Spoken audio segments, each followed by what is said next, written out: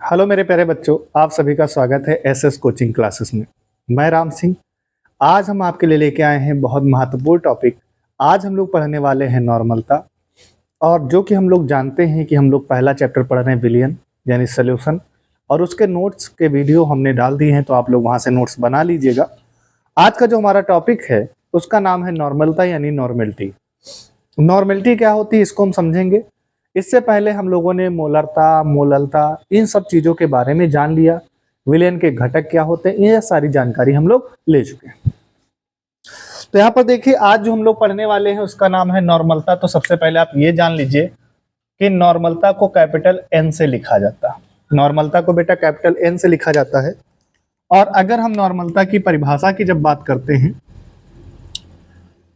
नॉर्मलता की जब हम परिभाषा की बात करते हैं तो बेटा याद रखना, 1 लीटर विलियन आयतन में या 1 लीटर विलियन में, विलियन कितना होना चाहिए बेटा? 1 लीटर होना चाहिए। और ऊपर क्या होना चाहिए? विलय के ग्राम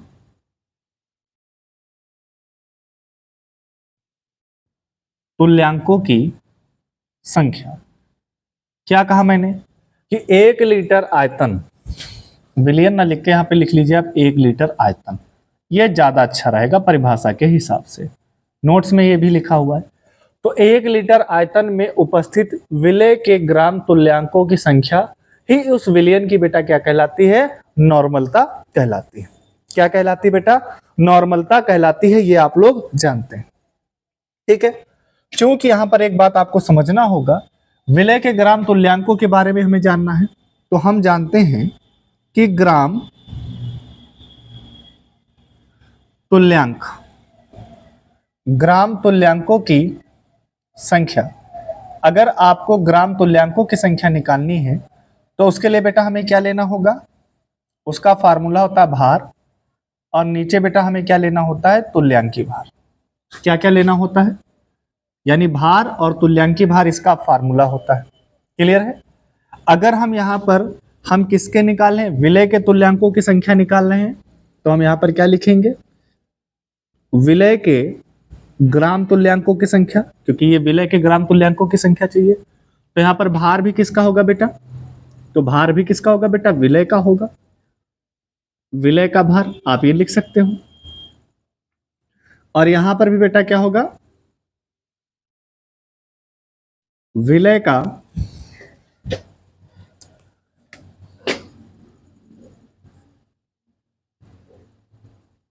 तुल्यांकी भार। भार को बेटा W से लिखते हैं, क्योंकि विलय का भार है तो इसलिए क्या हो जाएगा? WB। तुल्यांकी भार को बेटा E से लिखा जाता है, यानी इक्विवेलेंट मास, तो ये हमारे पास क्या हो जाएगा? EB। क्लियर है? यानी विलय के ग्राम तुल्यांकों की संख्या की जगह पे हम W/EB रख सकते हैं।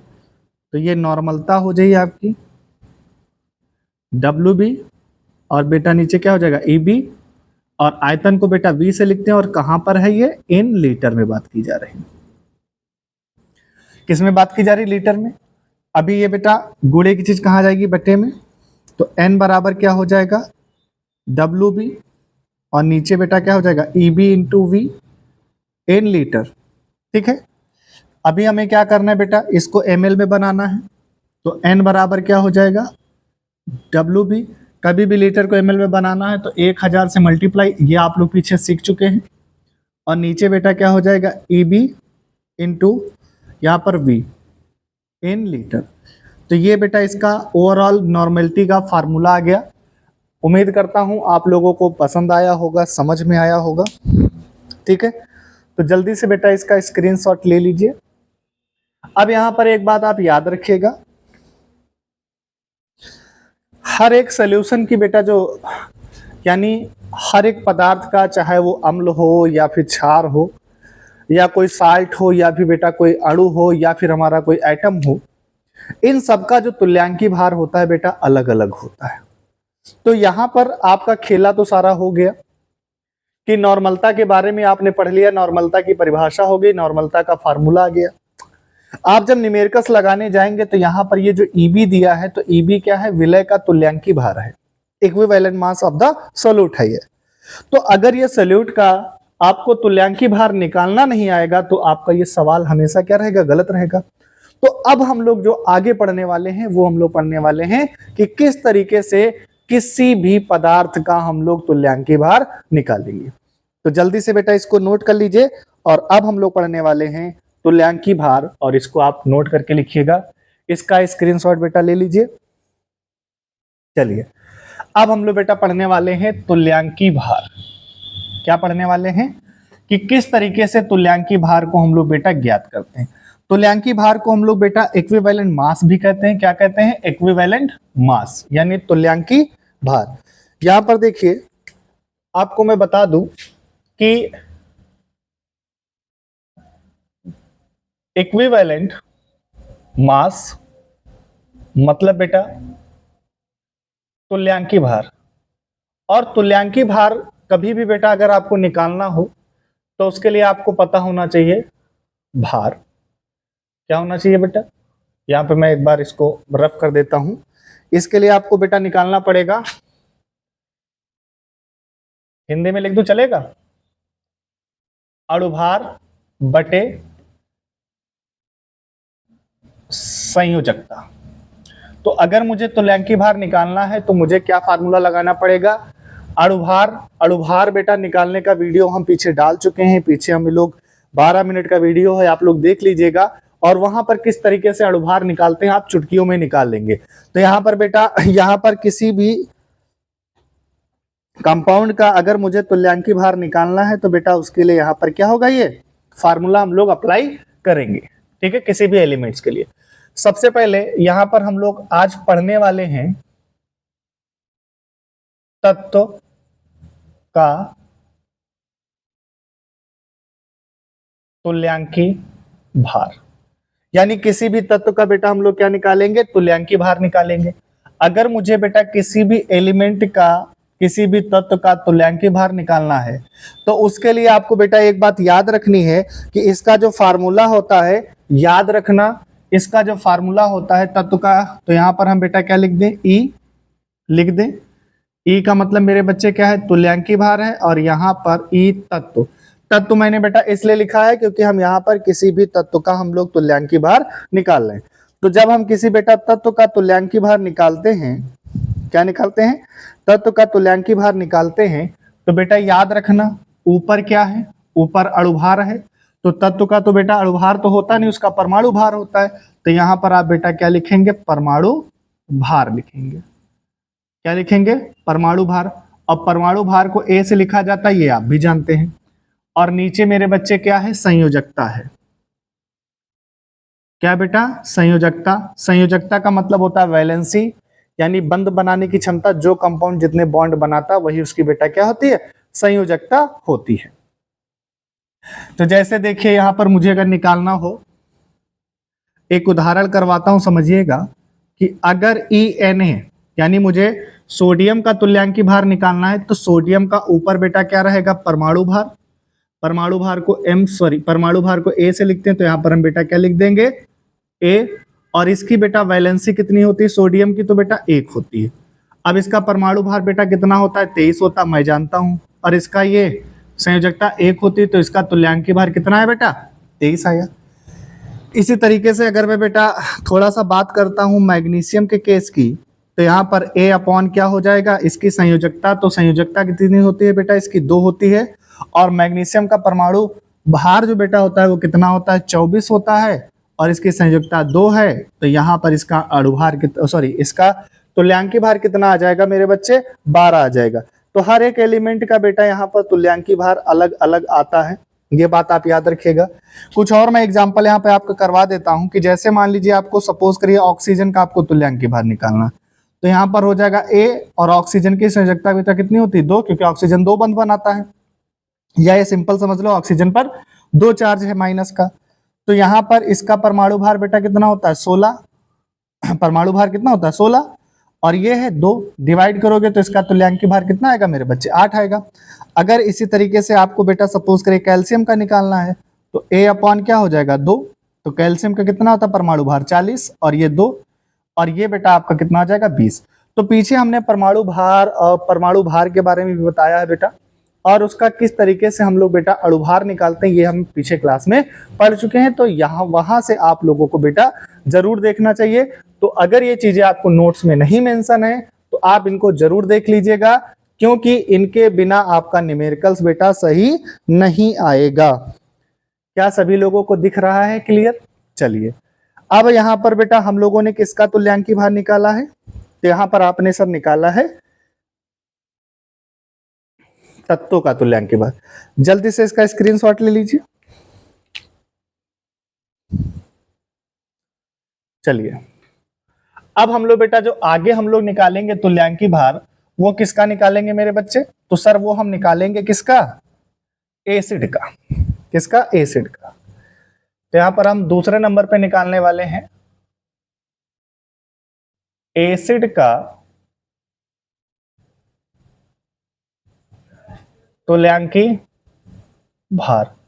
तो ये हो जाएगा ई एसिड बराबर, अब तुल्यांकी भार बेटा इसका निकालने के लिए इसका फार्मूला होता है, एसिड है तो इसका अणुभार होगा, अणुभार बटे बेटा क्या होती है? क्षारकता। यहां पर क्षारकता का सीधा सा मतलब ये है कि कोई भी एसिड जितने बेटा H+ देता है वही उसकी क्या कहलाती है? क्षारकता कहलाती है। जितने कोई भी एसिड H+ दे रहा है तो वो बेटा उसकी क्या कहलाती है? क्षारकता कहलाती है। क्या इतनी बात क्लियर है? जैसे एक एग्जाम्पल की मैं बात करता हूं कि जैसे आपने H2SO4 लिया और उस H2SO4 को आप बेटा कहाँ डालते हैं? पानी में डालते हैं, और जैसे आप इसको पानी में डालते हैं तो ये बन जाता है 2H+ और यहां से बेटा ये SO4-2 ऐसे निकलता है। तो कितना H+ निकल रहा है? 2, इसलिए इसकी जो क्षारकता होगी वो कितनी होगी मेरे बच्चे? 2 होगी। इसी केस में अगर हम जब बात करते हैं बेटा HNO3 की, किसकी बात करते हैं? HNO3 की बात करते हैं और इसको भी वाटर में डालते हैं तो यहां से निकलता है H+ और NO3-। तो यहां पर इसकी क्षारकता कितनी है मेरे बच्चे? 1 है, क्योंकि यहां पर एक H+ निकल रहा है। इसी तरीके से जब आप HCl को बेटा पानी में डालेंगे तो यहाँ पर H+ निकलेगा और मेरे बच्चे Cl- निकलेगा। तो यहाँ पर इसकी भी क्षारकता बेटा कितनी है? 1 है। और यहाँ पर ये आपके पास दिया गया है H3PO4, इसको आप बेटा जब पानी में डालेंगे तो यहाँ से बेटा देता है 3H+ और यहाँ पर ये बनता है PO4-3। तो इस तरीके से ये एलिमेंट्स बेटा देते हैं। और यहाँ पर आपको देखने में लग रहा होगा कि यहाँ पर एक H+ है, तो अम्ल क्षार की क्लास मैंने डाली है तो इसको वहां पे देखिएगा। एक मैं आपको और एग्जांपल बता रहा हूँ, H3PO3 को जब हम पानी में डालते हैं तो यहाँ से ये बेटा सिर्फ और सिर्फ 2 H+ देता है। कितने H+ देता है सर? सिर्फ और सिर्फ 2 H+ देता है यहाँ से। क्लियर है? इसका कारण क्या है कि अगर मैं एक बात आपको बता देता हूं सिंपल सी, थोड़ा सा समझिएगा कि अगर कभी भी बेटा धातु से OH डायरेक्ट जुड़ा हो, धातु से OH डायरेक्ट जुड़ा हो तो बेटा क्षार होता है, और अगर अधातु से OH डायरेक्ट जुड़ा हो तो वो बेटा क्या होता है? अम्ल होता है। ये बात याद रखना, बहुत इंपॉर्टेंट बात आपको मैंने बताई है कि अगर धातु से डायरेक्ट OH जुड़ा होगा तो वो क्षार होगा, अगर अधातु से डायरेक्ट OH जुड़ा होगा बेटा तो मेरे क्या होगा? वो अम्ल होगा। बहुत इंपॉर्टेंट बात है। एक एग्जांपल की बात करते हैं, जैसे यहां पर मैं H3PO4 की बात करता हूं। ये देखिए ये H, चलिए मैं पहले फास्फोरस का लिख देता हूं। और फास्फोरस की एक प्रॉपर्टी होती है कि बेटा ये एक ऑक्सीजन के साथ डबल बॉन्ड बनाता ही बनाता है। कुछ भी, कहीं पर आग लगे, किसी का घर जले, कुछ भी हो, पर इस बंदे को ऑक्सीजन के साथ, एक ऑक्सीजन के साथ डबल बॉन्ड बनाना ही है। तो इसने बना दिया। अभी यहां पर हमारे पास बचा क्या है? हम संरचना की बात कर रहे हैं, किसकी? H3PO4 की बात कर रहे हैं। एक ऑक्सीजन निकल जा चुका है तो 3H 3O बचे हैं, तो यहां से कितने OH बनेंगे? 3 OH। और जरा दिमाग लगाओ और बताओ कि ये फास्फोरस अधातु है कि नहीं है? है अधातु, और अधातु से डायरेक्ट OH जुड़ा है, इसलिए इसको हम लोग बेटा क्या कर रहे हैं? ये अम्ल है। ठीक है। अभी यहां पर जितना OH होता है उतने H+ निकलते हैं। क्या कहा मैंने? किसी भी कंपाउंड में अधातु के साथ जितना OH होगा, जुड़ा होगा, उतना ही H प्लस निकलता है। किसमें? एसिड की बात करते हैं जब उसमें OH होगा, पहली बात। लेकिन अगर इसी के केस में हम बात करें H3PO4 की, जब बात करते हैं तो यहां पर ये P है, तो इसकी तो प्रॉपर्टी है कि इसके साथ एक डबल बॉन्ड बनाएगा ही बनाएगा।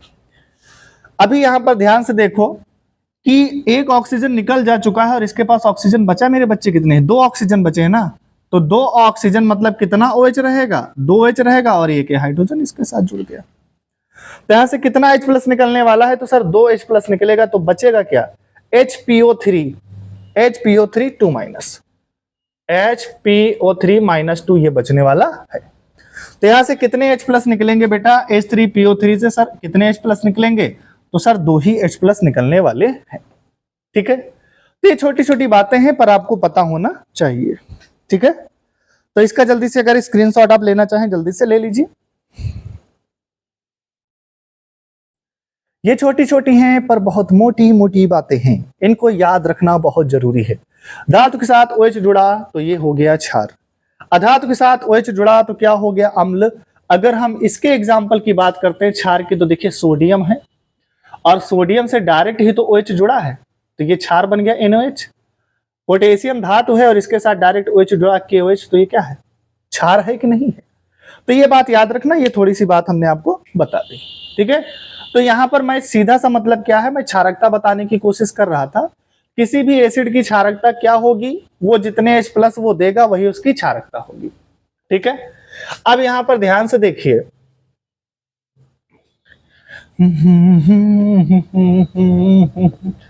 तो यहां पर हमें एसिड की क्षारकता निकालनी है। तो सबसे पहले अगर मान लीजिए हम यहां पर ले लेंगे, एग्जाम्पल में ले लीजिए, पहले हमने E ले लिया और ये HCl ले लिया, तो मुझे HCl का तुल्यांकी भार निकालना है। तो तुल्यांकी भार HCl का निकालना है, HCl अम्ल है तो उसके अणुभार को M से लिखते हैं और इसकी क्षारकता HCl में 1 H प्लस निकलता है तो इसकी क्षारकता 1 हो जाएगी। अब आगे आप लोग रख सकते हैं, इसका अणुभार आप निकाल लीजिएगा, मैं एक करके बता देता हूं। हाइड्रोजन 1 होता है और क्लोरीन 35.5 होता है, तो 36.5 हो जाएगा और अपॉन में 1 तो कितना आ जाएगा? 36.5 आ जाएगा। तो ये देख लेना। अगर मैं यहीं पर बेटा किसकी बात कर लूं, H2SO4 की बात जब करता हूं तो यहां पर M हो जाएगा और नीचे H2SO4 कितने H प्लस देगा? सर 2 H प्लस देगा। आगे बाकी आप निकाल सकते हो जो भी वैल्यू आएगी। अगर मुझे बात करनी होगी, मैं बात करूंगा HNO3 की, अणुभार निकालना मैं पीछे सिखा के आया हूं, तो आप वहां से वीडियो देख लीजिए बेटा सभी लोग, और वहां से आपको बिल्कुल आइडिया मिल जाएगा। यहां से 1 H प्लस निकलेगा तो यहां पर इसकी जो भी हुआ इसका तुल्यांकी भार आ जाए। हर एक एसिड का तुल्यांकी भार अलग अलग है यार, समझो बात को जरा। मान लीजिए यहां पर H3 आपने PO4 ले लिया, तो भैया ये अणुभार और इसका तुल्यांक इसमें कितने, इसकी क्षारकता कितनी होगी? 3 लीजिए। अगर मान लीजिए आपके पास एक और है, मान लीजिए हमने यहां पर ले लिया H3PO3 ले लिया, तो भैया अभी मैंने बताया इसको स्टार बना लीजिए, यही एग्जाम में पूछा जाएगा कि इसकी क्षारकता कितनी है, तो भैया इसकी क्षारकता 2 है। और एग्जाम में जब भी पूछा जाएगा तो आपसे कठिन ही पूछा जाएगा, सरल नहीं पूछा जाएगा, ये बात आप याद रखिएगा।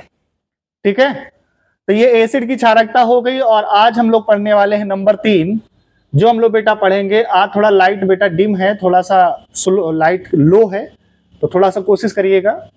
तो यहां पर हम लोग पढ़ने वाले हैं क्षार का तुल्यांकी भार। अभी ये क्षार का तुल्यांकी भार हमको पढ़ना है, अम्ल का पढ़ लिया, अब क्षार का तुल्यांकी भार पढ़ेंगे। तो यहां पर बेटा क्या हो जाएगा? E बेस इक्वल टू, इसका फार्मूला मेरे बच्चे क्या होता है? अणुभार बटे अम्लता। अम्लता का मतलब ये हुआ कि कोई भी क्षार जितने OH माइनस देगा वो उसकी क्या होगी? अम्लता कहलाएगी। ठीक है बेटा, वो उसकी क्या कहलाएगी? अम्लता कहलाएगी। ठीक है, तो E बेस बराबर, अब हम लोग बेटा क्या पढ़ रहे हैं? क्षार का तुल्यांकी भार। दिख नहीं रहा, मैं थोड़ा सा नीचे लिख देता हूं, वही मैं चेक कर रहा था कि बच्चों को दिख रहा कि नहीं दिख रहा। तो यहां पर आज हमको पढ़ना है तीसरी चीज, जो हमें तीसरा टॉपिक पढ़ना है बेटा, वो पढ़ना है क्षार का तुल्यांकी भार। तो जब क्षार का तुल्यांकी भार पढ़ेंगे तो यहां पर हम लिख सकते हैं E बेस, बेस का मतलब क्या होता है? क्षार ही होता है। E बेस इक्वल टू, ये बेटा हो जाएगा अणुभार और नीचे मेरे बच्चे क्या हो जाएगा? अम्लता। तो किसी भी अम्ल की, किसी भी क्षार की, आपको अगर किसी क्षार का तुल्यांकी भार मेरे बच्चे निकालना है तो आप फार्मूला लगाएंगे अणुभार बटे अम्लता। अम्लता का मतलब ये है कि कोई भी क्षार जितने OH माइनस दे रहा है वो उसकी बेटा क्या होती है, अम्लता होती है। सीधी भाषा में आपको सिर्फ समझना है, ठीक है।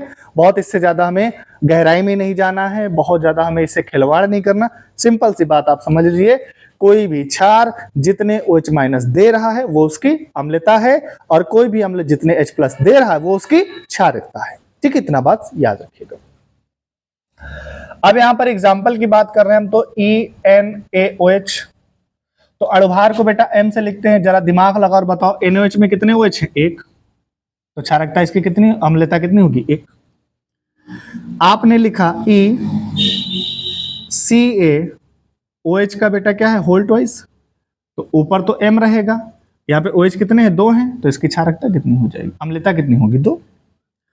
आपने लिखा AlOH का होल थ्राइस, तो यहाँ पर ये M है, तो इसकी बेटा क्षारकता कितनी हो जाएगी, 3, क्योंकि OH कितने हैं, 3, तो अम्लता कितनी हो जाएगी, 3। तो इस तरीके से कोई भी आपको अम्ल, एक और मैं बता देता हूं, मान लीजिए आपके पास KOH आ गया, तो ये M है, यहाँ पर कितने OH, 1, तो इसकी क्षारकता कितनी हो जाएगी, 1। तो इस तरीके से आपको यहाँ पर क्षार का आपको तुल्यांकी भार निकालना है, ठीक है बेटा। जल्दी से इसका स्क्रीनशॉट ले लीजिए, जल्दी से इसका स्क्रीनशॉट ले लीजिए। चलिए, तो बेटा परमाणु का हो गया, अम्ल का तुल्यांकी भार हम लोगों ने निकाल लिया बेटा, क्षार का हम लोगों ने तुल्यांकी भार निकाल लिया। अब हम बेटा जो तुल्यांकी भार निकालेंगे वो निकालेंगे लवणों का, लवण यानी साल्ट का तुल्यांकी भार। ये देखिए, तो बेटा अब हम किसका तुल्यांकी भार निकालेंगे मेरे बच्चे, साल्ट का। साल्ट मतलब लवण, तो लवण का हम लोग तुल्यांकी भार निकालेंगे, वो किस तरीके से निकालेंगे। अब यहां पर ध्यान से मेरी बात सुनना, हम लोग बेटा किसका तुल्यांकी भार निकालने वाले हैं, लवण का। तो इसके लिए हम लिख सकते हैं E, और बेटा ये साल्ट है, अणुभार M है, और नीचे बेटा हम लिखेंगे धनावेशों की संख्या, यानी किसी भी साल्ट के अंदर जितना धनावेश होगा उसको हमें अपॉन में लिखना है, यानी नीचे लिखना है। कहां लिखना है मेरे बच्चे, उसको हमें अपॉन में लिखना है, यानी मेरे बच्चे नीचे उसको लिखना है। कुछ एग्जाम्पल करवाता हूं तो आप ज्यादा बेहतर समझ पाएंगे। यहां पर हमने लिखा E, और यहां पर लिखा हमने NaCl, EnACl। जरा दिमाग लगाओ और बताओ, अणुभार तो M हो जाएगा। अब यहां से जब इसको तोड़ेंगे तो यहां पर एक Na प्लस निकलेगा और एक Cl माइनस निकलेगा कि नहीं निकलेगा, बोलो। तो कितने प्लस हैं, 1 है सर, तो धनावेशों की संख्या कितनी है, 1। आप यहां पर इसी तरीके से ले लीजिए Na2CO3, और इसका मुझे तुल्यांकी भार निकालना। इसको आप डालोगे तो Na पर कितना चार्ज होगा, +2 चार्ज होगा। ध्यान से सुनिए मेरी बात को, Na पर कितना चार्ज होगा मेरे बच्चे, +2 चार्ज होगा। Na पर कितना चार्ज होगा, +2 चार्ज होगा। इसलिए ध्यान से मेरी बात सुनना, Na पर +2 चार्ज होगा। क्या मेरी बात आप लोग समझ पा रहे हैं, ठीक है। तो Na पर कितना चार्ज होगा, +2 चार्ज होगा। सोडियम कार्बोनेट, उस केस में ये M हो जाएगा, और Na पर +2 चार्ज होगा, धनावेश 2 हो जाएंगे, इसलिए यहां पर कितना आएगा, 2। कुछ और एग्जाम्पल आप कर लीजिए, कि जैसे मान लीजिए हमने बाइकार्ब ले लिया, क्या लिया, बाइकार्ब। अगर बाइकार्ब आप ले रहे हैं तो यहां से एक ही Na प्लस निकलेगा, तो इसमें धनावेशों की संख्या कितनी होगी, 1। आपने कैल्शियम कार्बोनेट को ले लिया, किसको लिया मेरे बच्चे, कैल्शियम कार्बोनेट को किया, तो कैल्शियम कितना चार्ज बनाता, +2 चार्ज बनाता, तो धनावेशों की संख्या क्या हो जाएगी, 2 हो जाएगी। क्या ये छोटी सी बात आपको समझ में आ गई। अगर आप ये नहीं समझ पाए तो इसको आप 1 से 2 बार जरूर देखिएगा, और इसको समझना बहुत जरूरी है, अन्यथा फिर आपके बेटा न्यूमेरिकल्स नहीं लगेंगे, ठीक है। इतनी बात याद रखना, ठीक है बेटा। तो जल्दी से इसका स्क्रीनशॉट लीजिए, और हम लोग बढ़ते हैं अगले टॉपिक पे, जिसका नाम है भैया, बहुत इंपॉर्टेंट है, जिसका नाम है मोल प्रभाज।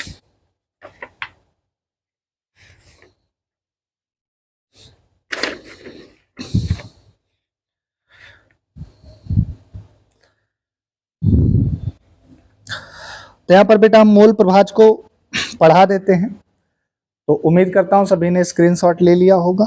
चलिए अब आगे देखिए मोल प्रभाज क्या होता है। तो देखो सांद्रता को व्यक्त करने के लिए हमारे पास एक और इकाई है जिसका नाम है मोल प्रभाज। तो मोल प्रभाज को भी कई नामों से जाना जाता है।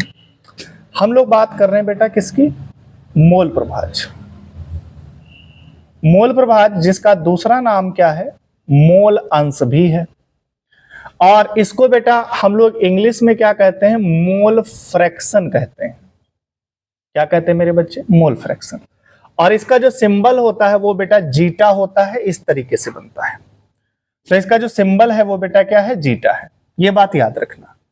अगर हम मोल प्रभाज को परिभाषित करना चाहें, अगर हम बेटा मोल प्रभाज को परिभाषित करना चाहें तो कैसे परिभाषित करेंगे, हम ये कहेंगे घटक के मोलों की संख्या। किसकी बेटा, घटक के मोलों की संख्या, शॉर्ट में बताता हूं, तथा विलयन के कुल मोलों की संख्या। बस इतना ही लिखना, डिफिनेशन हो गई। अब ये दोनों अनुपात में है कि नहीं है देख के बताओ जरा। तो क्या परिभाषा लिखोगे, मोल प्रभाज किसे कहेंगे, किसी विलयन का मोल प्रभाज क्या होता है, तो आप क्या बताएंगे, विलयन के घटक के मोलों की संख्या तथा विलयन के कुल मोलों की संख्या के अनुपात को हम लोग बेटा क्या कहते हैं, मोल प्रभाज कहते हैं। ठीक है, क्या कहते हैं एक बार फिर से सुन लीजिए, किसी विलयन के घटक के मोलों की संख्या तथा विलयन के कुल मोलों की संख्या के अनुपात को हम लोग मोल प्रभाज कहते हैं। और इसे बेटा हम लोग काहे से लिखते हैं, जीटा से लिखते हैं। काहे से लिखते हैं मेरे बच्चे, जीटा से प्रदर्शित करते हैं। ठीक है, अब यहां पर आपको पता है किसी भी सॉल्यूशन के अंदर एक घटक हो सकता है, दो घटक हो सकते हैं, तीन घटक हो सकते हैं, चार घटक हो सकते हैं, कितने भी घटक हो सकते हैं वो तो आप पे निर्भर करता है। लेकिन हम एक बाइनरी सॉल्यूशन ले रहे हैं जिसमें कितने घटक हैं, दो घटक हैं। कितने घटक हैं, दो घटक मान के चल रहे हैं। एक घटक है ए और एक घटक है बी। तो अगर मान लीजिए हमसे कहा गया घटक ए का मोल प्रभाज, हमसे क्या कहा गया बेटा, तो घटक ए का मोल प्रभाज हमसे निकालने के लिए कहा गया। तो मोल प्रभाज को हम बेटा क्या लिखते हैं, जीटा से।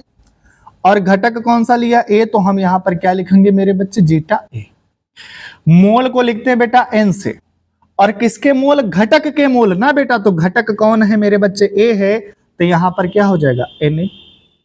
और बाइनरी सॉल्यूशन लिया है तो विलयन के अंदर विलय भी होगा, विलायक भी होगा, मतलब विलय के मोल, सॉरी विलायक के मोल और प्लस मेरे बच्चे विलय के मोल। तो ये घटक ए का मोल प्रभाज हो गया। अगर आपसे इसी तरह से पूछता है घटक बी का मोल प्रभाज, किसका मोल प्रभाज पूछ रहा है मेरे बच्चे, घटक बी का मोल प्रभाज, उस कंडीशन में आपका हो जाएगा जीटा बी। अब ऊपर क्या है, घटक के मोलों की संख्या, तो घटक आपने बी लिया है ना, तो मोल भी मेरे बच्चे किसके होंगे, बी के होंगे। और नीचे विलयन में विलय भी है और मेरे बच्चे विलायक भी है, तो दोनों के मोल हो जाएंगे। तो जिस भी घटक के आपके बेटा, जिस भी घटक का आपको मोल प्रभाज निकालना है वो इस तरीके से वहां पर फार्मूला लगेगा। एक बात इसकी और आप समझ लीजिए, ये ऐसा एक इकाई है, एक ऐसी सांद्रता को व्यक्त करने वाली इकाई है, एक विधि है जिसका कोई यूनिट नहीं होता, जिसका कोई मात्रक नहीं होता। जैसे मोललता का मात्रक मोललता भी लिख सकते हो आप लोग, मोलरता का मोलरता ही लिख सकते हो, नॉर्मलता का नॉर्मलता लिख सकते हो, पर इसका अपना कोई मोल प्रभाज नहीं होता है। एक बात और इसके बारे में हम नोट करके आपको बताना चाहेंगे, आप नोट करके इसको लिख भी लीजिएगा, और ये न्यूमेरिकल में चीजें अक्सर यूज होती हैं। किसी भी सॉल्यूशन का जो मोल प्रभाज होगा, मैं सॉल्यूशन का मोल प्रभाज की बात कर रहा हूं, सॉल्यूशन में कौन है, विलय और विलायक है, दोनों है। तो किसी भी विलयन के जो किसी भी विलयन का जो मोल प्रभाज होगा, मतलब X A plus zeta A plus zeta B equal to कितना होगा बेटा, 1।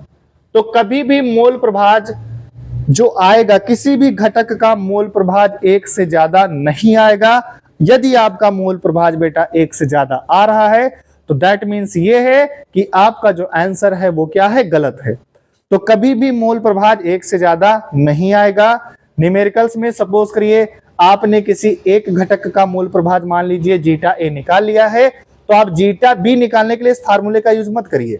आप यहां पर जीटा ए की जगह पे यहां पे मान रख दीजिए और इसको इधर पक्षांतर कर दीजिएगा, घटा दीजिएगा, जीटा बी का मान निकल आएगा। तो ये बहुत आसान टॉपिक थे आज के, नॉर्मलता बहुत जरूरी टॉपिक है, यहाँ से न्यूमेरिकल्स पूछे जाते हैं। और बेटा क्लास लंबी ना हो इसलिए हम छोटी छोटी क्लास बनाते हैं ताकि बच्चे हमारे बोर ना हो और बच्चों को टॉपिक भी समझ में आ जाए। तो आज की क्लास को यहीं पे समाप्त करते हैं, मिलेंगे नई क्लास में नए टॉपिक के साथ, तब तक के लिए जय हिंद, नमस्कार।